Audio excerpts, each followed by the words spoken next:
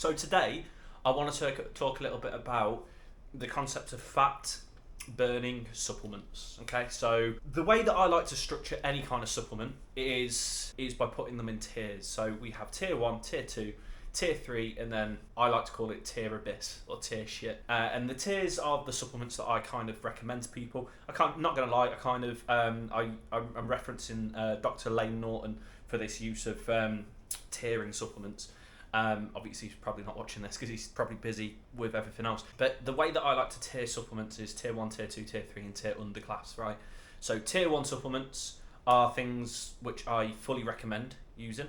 I fully recommend because they've got a lot of research behind them, they've got a lot of evidence backing them up, and I fully recommend potentially having a look at them if you ever get the chance. So in tier 1 we have caffeine, we have protein and we have creatine, three of the most researched supplements on the market right now, and I'll recommend them to anybody. In the next tier we've got tier 2, which is supplements which have a bit of research behind them, especially like within the past few years. They might need a little bit of a further expansion to work out exactly the mechanism involved with why they can work, and potentially any like side effects or anything, but so far the research is looking positive.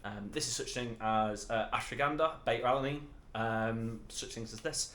That's what I recommend potentially. And then tier 3 is supplements which probably won't harm you, but there's like the research behind them isn't looking positive really that much. I don't recommend them basically, and this is such things as BCAAs.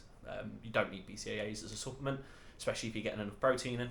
It's basically like you're basically wasting money. Okay, and then after that we've got the underclass of supplements, which is the things that I don't recommend getting just because they are a scam. They're either a scam or they are trying to exaggerate their benefits and their uses. And such things that come under this line is such things as fat burners that you see. The reason why I don't recommend any kind of fat burning supplement is because fat burners are probably just a scam for you. And the majority of fat burners out there that are marketed to people, the number one ingredient within fat burners is caffeine. Now, caffeine increases your alertness, and therefore, because it increases your alertness, it also increases your total daily energy expenditure. So the amount of calories that you're burning off simply by walking about and doing shit. Studies suggested it actually, if you drink a lot of coffee, if you drink intake a lot of caffeine, your TDE actually increases by about 1 to 150, maybe 200 sometimes. And if fat burners have caffeine in it, then it's not necessarily the fat burners itself which are causing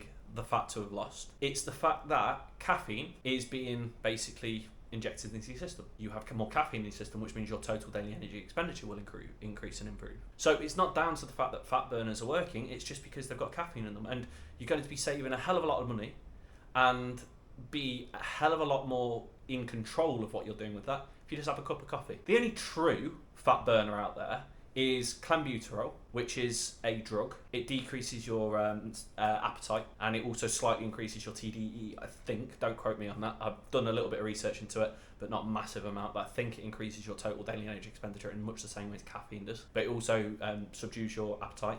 And then you've also got semaglutide as well, which also does the same thing. It curbs your appetite.